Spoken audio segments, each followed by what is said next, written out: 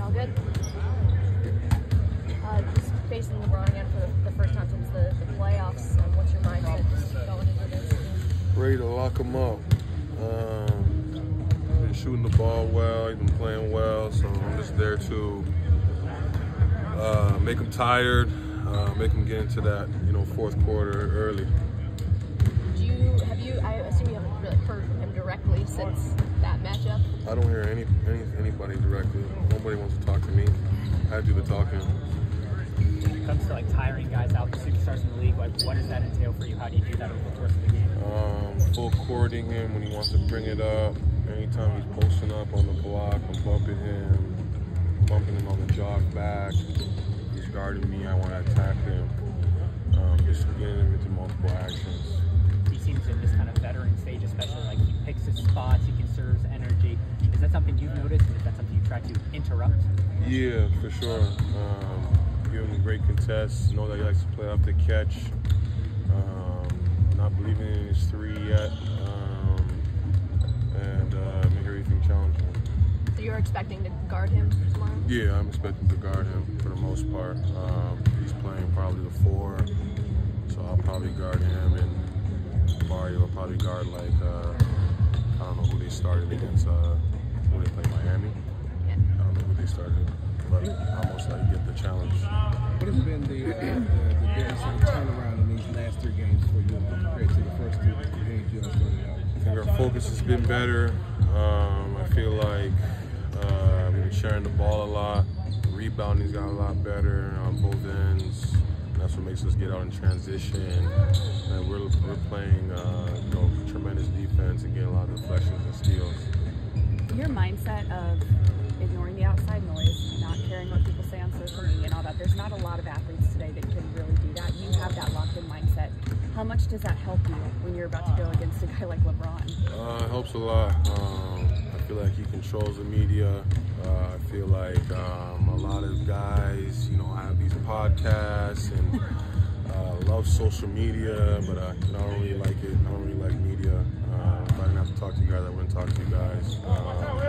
And I just block it out and just play basketball. What about, how much of it is in your mind? Is it really just the Rockets versus the Lakers instead of you versus LeBron? That's what the matchup says in the beginning of the game. LA Lakers versus Houston Rockets. It ain't about me or him. It's about us getting the win and keeping the win streak going. How much of what you guys do defensively is just wearing the other team down? Like you're switching constantly, you're forcing them to get down at the last few seconds of the shot clock? Yeah, that's exactly what our defense entails. Keeping guys in front, making them play one-on-one basketball, and having our help loaded is the main thing. And then we got athletes and physical bodies that wear and tear on other teams, which is our strength. Thank you. Thank you, Dillon. 7 months ago, Anthony Davis came and had one of his best games of the season. You said the next time you play against him, you'd be ready. 7 months later, how do you feel defensively just going up against him? Just a lot older, a lot stronger, a lot smarter. A lot more games under my belt, and just learning new philosophies and new techniques to guard the post and guard bigger people. So I definitely know more and definitely will be more ready for it. Have you gone back and watched any of that game to see what are some of the things you need to improve on? I haven't, but I'm sure I will maybe tonight before the game tomorrow, and just see where I can improve, what areas I need to focus on more to just make his life harder. The attitude that Dillon has, where he takes so much pride in his defense and one-on-one matchups, how does that permeate throughout the rest of the team? It kind of makes everybody kind of follow it. You know what I mean? He's playing so hard on defense. It's like you kind of want to match his energy and his focus to that side of the ball. You know what I mean? So it's kind of a carryover effect. It kind of trickles down to everybody, and everybody want to play with that same fight and intensity on defense. When you're going up against an all-time great like LeBron and you're on the court with him, how much do you get a chance to, watch his game, emulate his game a little bit, take from what he's doing, because he's not going to be around too much longer? Playing against him, just trying to beat him, but it's definitely things he says and terminology you can pick up on, but we on different teams right now, so just trying to go against him and make his life hard and beat them, honestly. That's the main thing, winning. So, just trying to play against them. Great to share the court with them, all-time great, but just trying to beat them right now. Whenever Tari does come back, which I guess could be tomorrow, we don't know yet, what is that going to add to you guys, and especially how you can mix and match rotations in the second unit? It's just going to up our defense a lot. We know what Tari does. It's going to up our rebounding. He's one of the best, I think the best offensive rebounder from his position. So, just his energy, his will, his everything just going to up us. You know what I mean? It's just we're hoping to have him back tomorrow. We're hoping to have him back as soon as possible. And we know how much he means to this team. He knows how much he means, and we're just anxious to have him back. 2 straight games you held the Kings under 100 points. What's the biggest difference between last season and this season as far as the defense?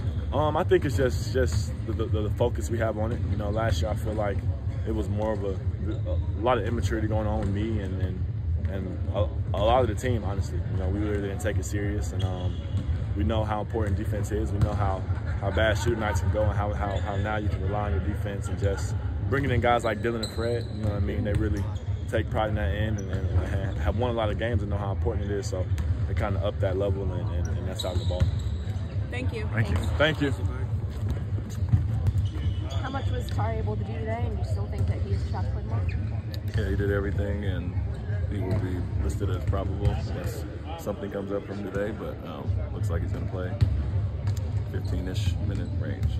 When you're looking at Dillon and how much pride he takes in his individual defense one-on-one, and he said he expects he's going to be guarding LeBron, how can his example kind of spread to the rest of your team? Well, it's kind of what we brought him here for, change the organization, the mindset, and the team as far as that. Obviously one of the best perimeter defenders in the league, and like I said, it just everybody sees the example of it night in, night out, the effort he puts there, the attention to detail on his matchups, and it's contagious with our group. And so we're guarding at a higher level due to him and Fred and some of the guys who are really high-level defenders. LeBron seems to be a guy that, especially at this point of his career, picks his spots, can conserve his energy. How do you, as the opponent, attack that? Maybe I'm sorry. How do you kind of attack him, trying to preserve his energy, take his rest breaks? How do you? Yeah, he's a guy who plays at his own pace for the most part. He's not attacking as much as he used to, and to your point. And so for us, throw multiple defenders at him. We got a lot of length and versatile guys that can guard him, and then make him work on the other end. Something similar to what we did in Sabonis last night. Put him in actions and make him expend some energy. I saw Thompson walking around without the boot on his foot for the first time in a couple of days. Is there you can share about his injury, or is it about the same?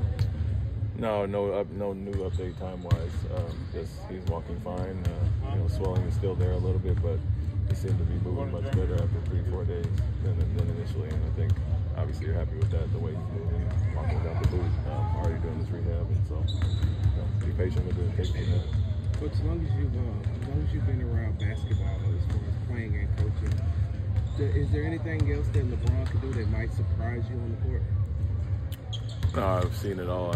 Like you said, playing against him and then coaching against him in a few finals at the San Antonio-Miami series, and overall these years, he's transformed his game, adapted, with age, and when a guy that's that fundamental and smart, he can obviously last a little bit longer and not just rely on athleticism.